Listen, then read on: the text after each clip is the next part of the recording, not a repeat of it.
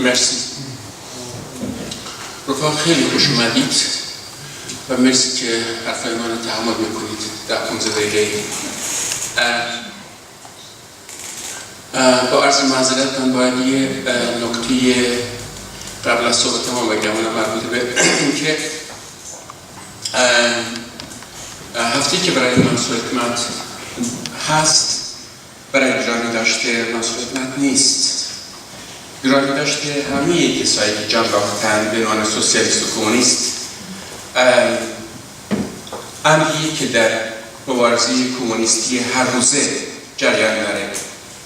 در غیر این صورت آدمای خیلی مهمی، مارکسیستا و کمونیستای خیلی با کیفیت و رهبری در طول حداقل سالهای نسل ما جان باختند، از فؤاد مصطفی سلطانی تا جعفر شفیعی تا صدیق کمانگر و شخصیت‌های خیلی مهم دیگه که الان من حضور ذهنم دارم، لازم نیست من لیستشون رو اسم برم.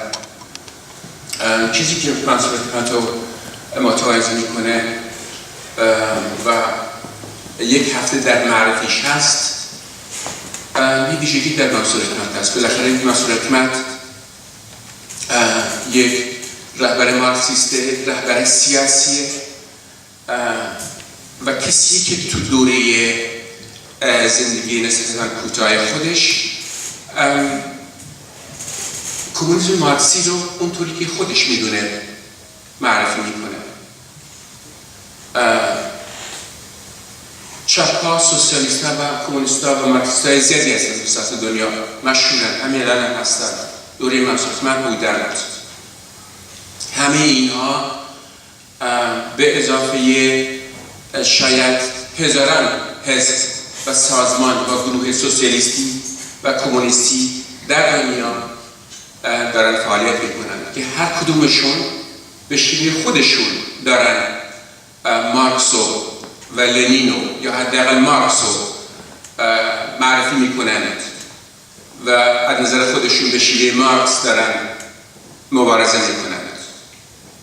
نتیجتاً نسبت به مارکس و نسبت به مارکسیسم به تعداد احزاب، به تعداد شاید بیش از 1 میلیون آمار تخمین دارم میگم، تفسیر از مارکس است.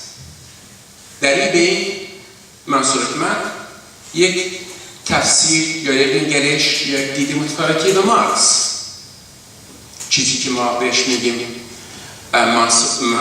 منصور حکمت مسیر رو راهی رو باز میکنه که از اون طریق ما میتونیم به خود مارکس دسترسی پیدا کنیم.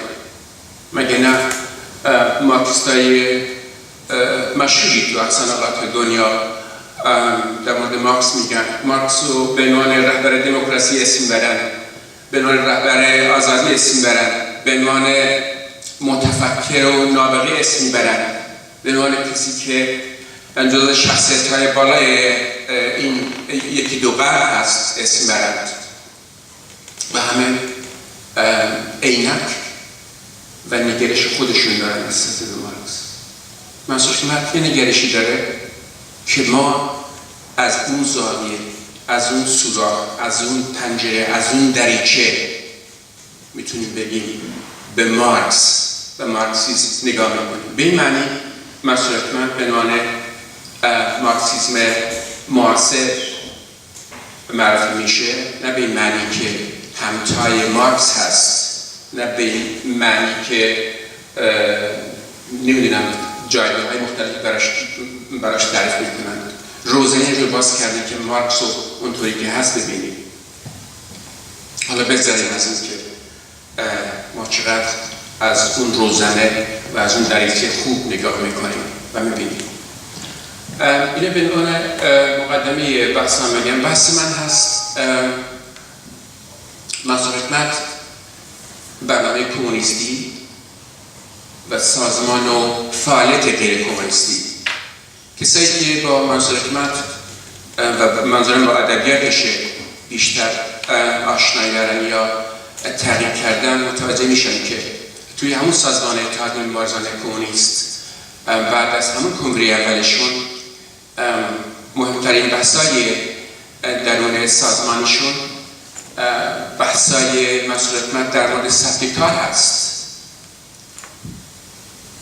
به عنوان جنبندی از سبک کار و نقد میکنه، میگه که این سبک کار به این شیوهی که ما باهاش کار میکنیم کمونیستی نیست، از نوع ما نیست. هنوز 1 سالی از حزب کمونیست ایران نگذشته توی پلان بعد از نه بعد از بلافاصله کنگرهش، پلان دومش میشه، بحث میکنه، میگه که ما حزب رو ساختیم، تشکیل دادیم، ولی ماشین این حزب اونطوری راه نمیره که ما میخوایم. ما قرار بود فعالان کارگری بیشتری به ما وصل بشن، تعدادشون کمتر میشه. قرار بود ما کمونیسم رو در سطح اجتماعی قوی‌تر کنیم، ولی اون چی که ما میبینیم محصول چیز دیگه ایه و اعتراض داره و اعتقاد داره به دستگاه و ماشین حزبی. میگه من انتقاد ندارم به اینکه گویا کار کم شده، انتقاد ندارم که گویا تعدادی تعجیل نکردند، انتقاد ندارم به اینکه گویا کسانی هستند که کم کار میکنند. میگه نقد من به نوع کار است، به جنس کار است و به محصولیه که این ماشین حزبی داره تولید میکنه. اینجا نقل قول میاره از توی همون پلان 2 حزب کمونیست ایران از لنین. لنین توی کنگره 11 حزب بولشویک که در فکر کنم 5مین سال یا 4مین سال بعد از کسب قدرت در کنگره حرف میزنه، میگه ما 4-5 سالی قدرت گرفتیم، قدرت کارگری. 1 سالی هم هست داریم برنامه اقتصادی اجرا میکنه به نام دولت کارگری و کمونیستی، اما محصولات این دولت، چیزی که این دولت تولید میکنه، مسیری که این دولت کارگری میره به نفع بورژواست. میگه بعد از 4-5 سال از مدت کارگری توی روسیه، میگه محصولات ما در خدمت بورژوا هست، در خدمت سرمایه‌داران و دلالان استثبازه توی جامعه شوروی. من اونجا پرانتز باز کنم، چند روز قبل از یکی از رفقا یادداشت دیدم توی فیسبوک که نوشته بود من عضو میخوام از طرف مسئول حکومت برای اینکه روز خودش وقت تشکیل حزب کمونیست ایران به جایگاه رهبران کارگری، به جایگاه طبقه کارگر در تشکیل حزب توجه نشده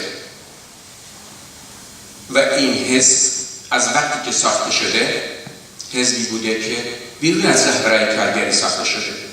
من همچون منتقدینی رو مراجعه میدم به همین صحبت‌های لنین که نه فقط حزبشون رو ساختن و خیلی هم کارگری بود، نه فقط انقلاب کارگری رو سازمان دادن، دولت کارگری رو سازمان دادن، 4-5 سال هم دولت دستشونه و لنین درست توی کنگره 11 که آخرین کنگره‌ای هست که حضور داره، میگه محصولات ماشین دولت ما در خدمت سرمایه‌دارانه. لنین داره میگه به دولتی که حزبش سازمان داده و خودش در اصلش. میخوام بگم که منتقدین به منظور حکومت از این که از روز اول اگه با فعالان کارگری حزب تشکیل میداد اینطور نمیشد، در مقابل پروسه‌ای و تجربه‌ای که توی انقلاب اکتبر ما ببینیم خل سلاح میشه. حزب و کارگری هم سازمان دادن، دولت کارگری هم بود، انقلابشون کارگری بود، ولی لنین میگه که محصول کار ما به عنوان ماشین دولتی اونی نیست که ما میخوایم و کارگر میخواد و جامعه میخواد. و جالب که میگه که باید کارمندای دولتی رو زندان کرد. الان یادم رفته چه مدت میگه زندان کرد. و بعد میگه که منتها در رأس اون شورای مرکزی رو باید زندان بیشتری داد. و بعد میگه البته اینا بهترین کمونیست‌ها و رهبرای طبقه کارگر و انقلاب سوسیالیستی در شورای. طبعا اگه با اون صحبت لنین باشه حتما مایی که بعد از دوره طولانی داریم این شیوه کار میکنیم که میبینیم همونجا اون زندان میشه. منتبدیش اینه که امثال من ظلمشون ابد میشه. در نتیجه من اون توافق با بحث لنین ندارم که حکم زندان بگیریم. برگردم به بحثم. دارم میگم که منصور حکمت نقدش اون موقع به شیوه کاره و به محصولات ماشین حزبیه. سال 1984 فکر کنم سال 63 شمسی میشه به تاریخ ایران. ولی این اول نقد منصور حکمته. بعد از دوره منصور حکمت میگه که اصلا این سنتی که ما توش مبارزه میکنیم اون جنس نیست. اشکال فقط تو برنامه نیست.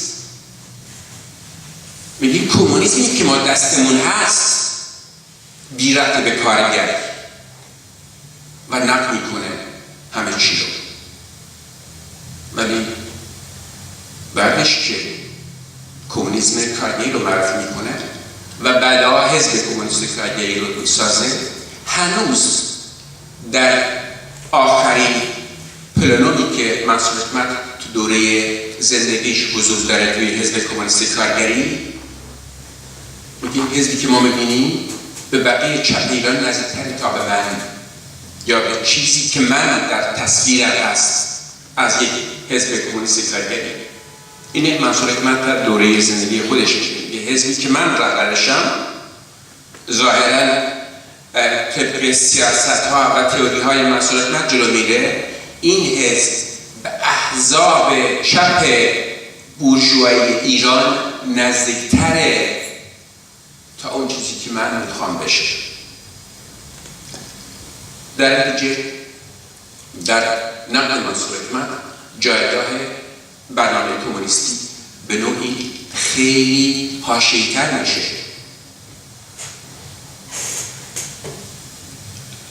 ما ببینیم احزاب مختلفی هستن الان دنیای بهتر که مانیفست نوشته شده منصور حکمت برنامه‌شون هست. منتها میدونیم همه این احزاب که دنیای بهتر برنامه کمونیستیشونه خطوط سیاسی مختلفی دارند. معنی این هست که این برنامه کمونیستی جایگاه معینی داره، بقیه است. شما سازمان رو چطور درست میکنید؟ برای سازمان چه استراتژی دارید؟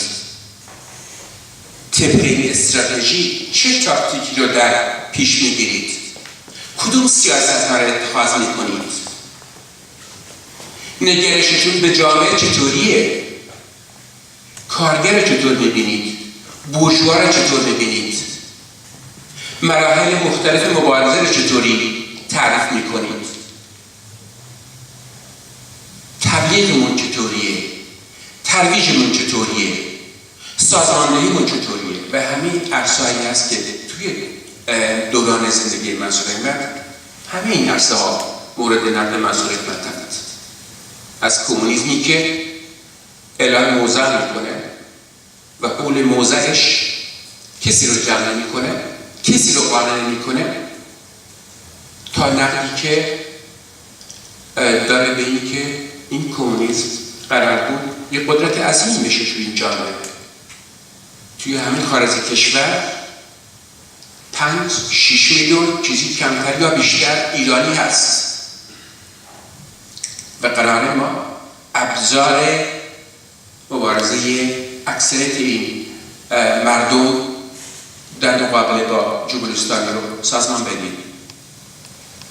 و میدونیم که ندادنی. مسئولیت توی بخشی از بحثاش به نیروی عادت اشاره میکنه که میگه مانعه. اون روز آکسون بود، رفاقت اطلاع دادن که آکسونی هست توی شهر توبوری که مامور خوبی در دفاع از مبارزات مردم در ترکیه. من میدونم همه شما شاهد آکسیون‌های مختلف هستید که احزاب چپ کارشون هست که خیلی خوبه.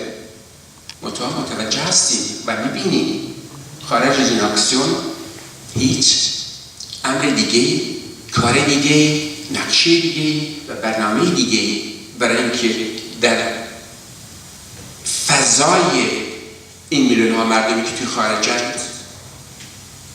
موجود نیست.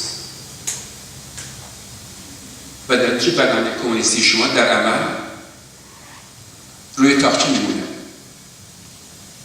به طبقه کارگر در ایران نگاه میکنیم، 30 و چند ساله میزنیم، جلو میریم، کشته میدیم، اسیر میدیم، عقب میریم، برمیگردیم، جلو میریم. ولی طبقه کارگر ایران هنوز بی حزبه، به عنوان طبقه‌ای که تحزب در درونش سازمان داده بشه. اونجاست که منصور حکمت میگه طبقه کارگر یک انبوه از اتم افراد نیست. طبقه کارگر رهبرایی داره، سوخت و سازی داره و کمونیسمی که میره سراغ سازماندهی این طبقه خیلی طبیعیه. از طریق سازماندهی رهبراش میره، از طریق منتظم کردن رهبرای کمونیستش میره و اون طبقه رو سازمان میده. و ما میدونیم که توی ایران کمونیست با هر برنامه کمونیستیش مشغول سازماندهی هواداری خودشه. من نمونه زیاد نمیارم به دلیل اینکه نمیخوام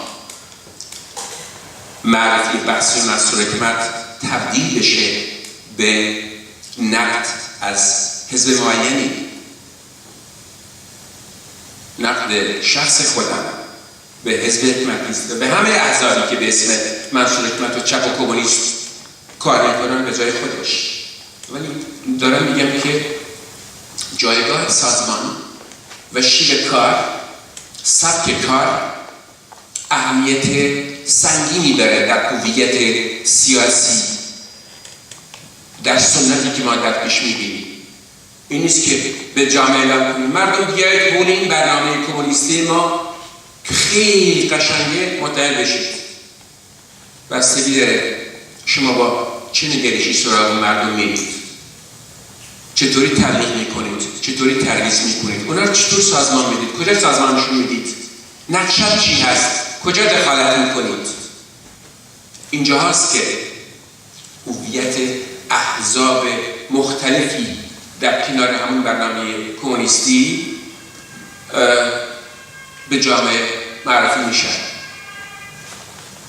در از برنامه کمونیستی تا اونجایی که کمونیسم در عمل پراتیک میشه و جامعه رو سازمان میده، یک دقیق عظیمی هست که از سنتایی که در جامعه حاکم هست، عاداتی که حاکم هست، روش‌هایی که حاکم هست ما به دستش میگیریم.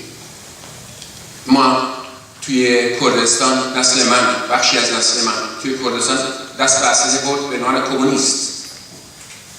اما ما با سنت احزاب سنتی ناسیونالیستی کرد بخشن رفتیم جنگیدیم. یعنی میخوام بگم چقدر غالب بود به عنوان عادتی که سنتی که موجود هست. الان وقتی نگاه میکنید چقدر سنت مبارزه صرف ضد رژیمی، مخالفت صرف، مهم نیست از چه زاویه‌ای، با جمهوری اسلامی سنگینی داره بر شیوه کار ما، بر تبلیغ ما، بر سازماندهی ما. نه فقط این، به تحلیلمون شما اگه تحلیلتون این باشه که جمهوری اسلامی به یک تناب پوسیده‌ای بنده، خب حتی لنگر میتونه تنابو دو تیکه کنه و جنبشتان بیفته و در احتیاج ندارید یه سازماندهی جدی بکنید توی جامعه. اگه تحلیلتون این باشه که میشه تو دوره فشار غرب و ناتو رفت و مبارزه و هر چی را که آرمانت هست سازمان بدید، خب معلومه اون تحلیل اشکالی داره. تو فضای سازماندهی توی کمونیست نیست و اون برنامه کمونیستی تو عملی نمیشه. میخوام بگم از تحلیل، از روش، حتی از خود الان داریم در معرفی منصور اعتماد بحث میکنیم. تو خود معرفی منصور اعتماد بخشن خود منصور اعتماد به پیغمبر تبدیل میشه، نوشتهاش میشه آیت قرآنی. منصور اعتماد فلان انسان فلان چیزو گفته، اصلا تو دوره‌های مختلف چیزهای مختلف گفته. تو دوره‌ای در بیانیه حقوق مردم زحمتکش در کردستان چیزایی رو میگه که منصور اعتماد چند سال بعدش خودش نقدش میکنه. میخوام بگم که این عاداتی که هست، این سنتی که هست که تعصبه، که چسبیدن به کمونیسم به عنوان عقاید دینی است، چسبیدن به بحث‌های منصور اعتماد به عنوان آیات آسمانی است. خود منصور اعتماد تو دوری که خودش هست نقد داره. یکی از تیکه‌هایی که رفیق سیوان نشانش داد اینجا گفت که نوشته بود اگه دقیق یادم باشه، میگه که تعیین مقدسات ابزار سرکوب و تحمیق است. به این معنی ترجمه هر بند نوشته و گفته منصور اعتماد که در زمان خودش گفته، تبدیلش به آیات، به مقدسات، که شما جمله را گفتید که فلان موقع منصور اعتماد گفته، داریم از همون رو ازش میسازیم. خود منصور اعتماد داره نقدش میکنه. من نمیدونم چقدر میتونم توی این بحث برم و بدون اینکه به پراتیک سازمانی، به پراتیک حزبی، به شیوه و سنت کار کمونیستی توی احزاب مختلف هست مراجعه کنم، ولی میشه فاکتور گرفت، مخرج مشترک گرفت از خیلی چیزا، از تبلیغاتی که خیلی از ما میکنیم. مقاله می‌نویسیم، فقط رفیق کنار دستیمون راضیه، با ما موافقه، نه مخالفی رو به ما نزدیک میکنه، نه کسی رو روشن میکنه، نه کسی رو قانع میکنه. و استاد شعار دادنی در تبلیغات، در سازماندهی هوادار خودمون رو سازمان میدیم و اسمشو میذاریم پرولتاریا. من یادم هست 6-7 سال قبل بیشتر یا کمتر توی داخل حکمتیستا، مشخصا لران حکمتیستا، حداقل من میتونم توی حزبی که هستم ازش نمونه بیارم، تشکلی داشتن علنی به نام تشکل بیکاران، من نمیدونم چی بود، فقط خودشون بودن، فقط حکمتیستا بودن، تا اونجایی که یادم باشه عهد دیگه ای نبود. داره که مسئولیت بگه که شما طبقه کارگر سازمان بدید، باید طبقه کارگر سازمان بدید،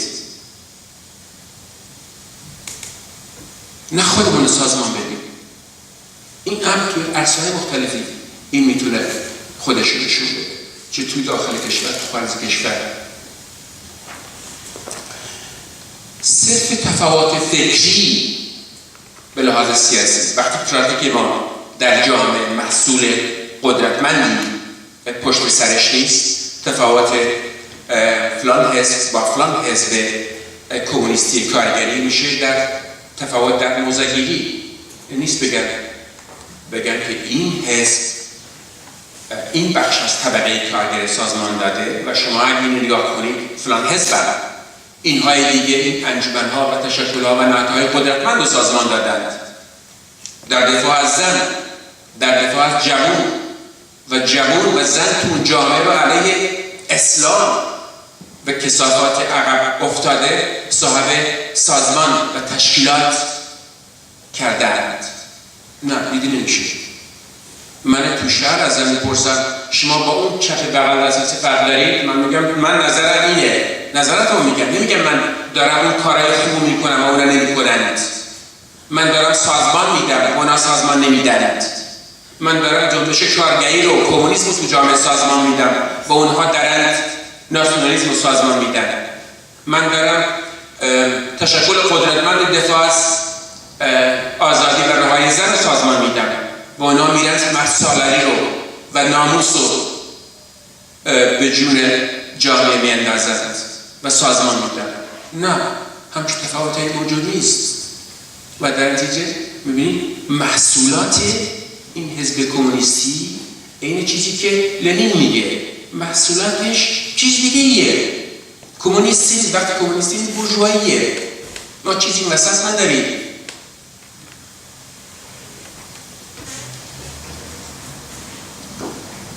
اینها همه نشون میده که شیوه کار، سبک کار، نگرش، سیاستایی که اتخاذ میکنیم، نقش عملی که جلوی دستمون میذاریم، اینها اساساً پایه‌ای‌ترین فاکتورها در هویت کمونیستی ماست.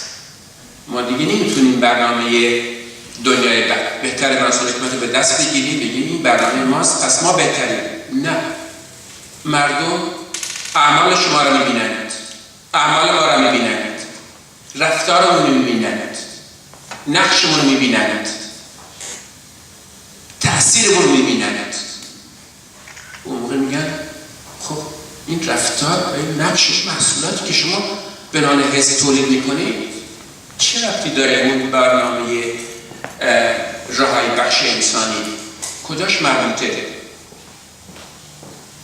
اینه که ما ناچاریم بادامی که کمونیسم حداقل امروز در ایران نرفته روی پای خودش، ابزار کمونیست ها در جامعه و کارگر در مبارزه هر روزش نشده، به شیر کارمون نقد بگیریم، به اولویت‌هایی که در دست داریم نقد بگیریم و فکر کنیم چه اشکالی هست، چه معضلی هست توی خارج کشور امروز، چه دردی هست که گریبانگیر ما هست و ما نمیتونیم در سطح وسیع سازمان بدیم.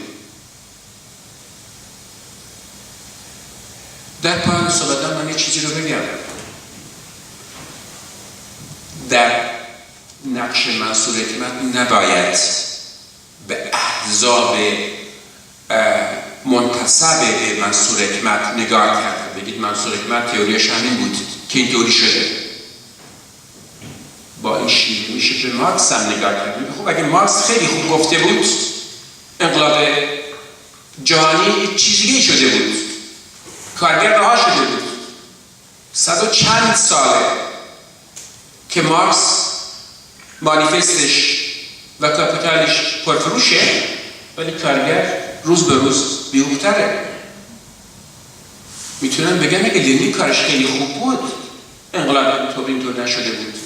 و اگه مارکس خیلی روشن بود کمونیست‌ها 1 میلیون فرقه تبدیل می‌شدند. در ضمن نمیشه به منصور حکمت نقد گرفت که ایشون اشتباه بود. به همین دلیل بعد از منصور حکمت احزاب مختلفی هستند. همونطوری که انگلس بر مزار مارکس سخنرانی میکنه، میگه ما تعداد کمی هستیم که امروز، دقیقی یادم نیست، از 10-12 نفر میگه یا بیشتر میگه که بر گور مارکس جمع شده ایم. مارکس وقتی نقشش معلوم میشه که تحولات اینا رو دارم با مراجعه به ذهن میگم، احتمالا خیلی دقیق نباشه. میگه وقتی که کار کمونیستا و مارکسیستا را توی جامعه ببینید متوجه عظمت مارکس میشید. در جامعه ایران این جامعه تحولات انقلابی یک ذره مثبت این جامعه رو در بگیره، اون موقع میشه منصور حکمت و جایگاهش دید. یک دور بعد از 2 خرداد در متنی که یک جنبشی به پا شده بود علیه جمهوری اسلامی، فضایی بود توی دانشگاه‌ها در ایران برای اولین بار در 30 و چند سال گذشته کمونیست‌ها پرچمی رو علم کردند توی همه دانشگاه‌های مهم ایران. اون پرچم کسی از مصدق نگرفته بود، کسی از رهبران حزب توده نگرفته بود، کسی از رهبران سازمان فدایی نگرفته بود. اون پرچم منصور حکمت بود، تازه نیمه قد. تحول توی جامعه ایران اون موقع میتونه به همه ما نشون بده که تحولی که بیاد جلو و کمونیسمی که بیاد جلو هیچ راه غیر از این که از روزنه منصور حکمت به همه چیز نگاه کنه نداره. جامعه مدرن ایران نمیتونه برگرده به سنت‌های کهنه، آغشته به ناسیونالیسم، به سنت شرقی. کمونیسمی رو که خیلی غربیه و خیلی کارگریه و خیلی براست در مقابل همه جنبش‌ها، نه دنبال سیاه میره، نه دنبال سبز میره، نه دنبال فردا احتمالا نارنجی و زرد میره. راه مستقلی که میدونه باید چی کار کنه و تا موقع ما وقت داریم و فرصت داریم چیزی رو بنا کنیم که همه نقدهای منصور حکمت پشتش هست، که میشه نقد به تبلیغمون، به نوشتنمون، به ترویجمون، به سازمان دادنمون و به هر تحلیل و مشی که در پیش میبینیم. یک بار دیگه از شما تشکر میکنم که صحبتهای من رو تحمل کردید و مرسی.